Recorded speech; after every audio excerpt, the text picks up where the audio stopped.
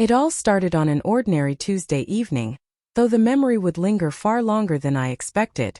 I had just returned from a grueling day at work, anticipating the familiar comfort of a warm meal and the quiet of home. Instead, Claire looked at me with a half-smile that barely hid her disdain and said, "I'm not your cook. Figure it out yourself." The words hit me like a sudden shock. I froze mid-step, questioning if I'd heard correctly. After years of shared responsibilities and countless meals she had prepared without complaint, this abrupt dismissal felt like a deliberate provocation. The arrogance in her voice, the ease with which she dismissed years of partnership, sparked a flicker of irritation, but I didn't let it take hold. Rather than reacting impulsively, I chose to think carefully. Anger might have triggered a confrontation, but confrontation would only reinforce her sense of control. I realized that if she refused to contribute to something as basic as dinner, then the responsibility, and the power to resolve it, should not remain in her hands. Quietly, I weighed my options and allowed a small smile to form. This was not a moment for yelling or arguing. It was an opportunity to reclaim control and establish a precedent. The very next morning I reached out to a professional chef I knew through a friend. Someone discreet, reliable, and skilled. By evening, fresh ingredients had arrived, and the chef began preparing a week's worth of gourmet meals. When Claire returned home, she wasn't met with frustration or empty plates, but with the inviting aroma of meticulously prepared dishes arranged with care on the table. Her smirk faltered as she absorbed the scene. She had anticipated anger, pleading, or frustration, but found instead calm, decisive action, and a quiet assertion of independence that left her momentarily speechless. Over the next few days, the chef continued to deliver flawless meals, and Claire's attempts to reassert control became increasingly noticeable. She made sarcastic remarks about the supposed excess, subtly mocking my choice, but I remained unshaken, eating calmly and letting her words slide past like background noise. Every effort she made to dominate only underscored her arrogance and highlighted my patience.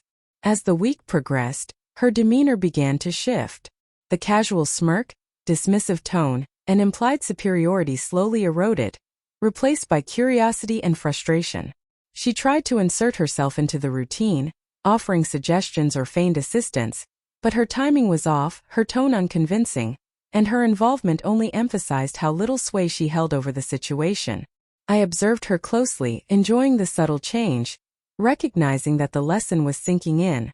By the second week, her behavior had transformed significantly. The jokes stopped, the sarcasm disappeared, and a faint desperation began to surface in her comments and questions. She tested boundaries carefully, hoping for a reaction that would indicate I was still vulnerable to her whims. But I remained steady, consistent, and composed. My quiet consistency made it clear that I was no longer at her mercy, and slowly, the reality dawned on her. Eventually, she resorted to pleading, seeking inclusion, recognition, and influence in ways she couldn't have imagined just days earlier. Her words revealed more than concern over meals. They exposed her awareness of the diminishing hold she had over me. Any attempt at manipulation or charm now fell flat. Her arrogance had been met with deliberate action and unwavering calm. The dynamic had shifted completely. I never had to raise my voice, threaten, or manipulate. The entire lesson was conveyed through quiet, calculated decisions, hiring a chef and maintaining firm boundaries. Claire had underestimated me, assuming my reactions would be emotional, predictable, and exploitable. Instead, I demonstrated that independence, patience, and subtle authority are far more effective than confrontation or anger. By the end of the month, Claire's attitude had changed entirely. Her smirk and dismissive demeanor were replaced with a quiet, uneasy acknowledgement of the limits I had established. Though she begged for inclusion, it was too late. The lesson had already been delivered. I had reclaimed control, respect, and autonomy without escalating the conflict or losing composure. Ultimately, this went far beyond meals.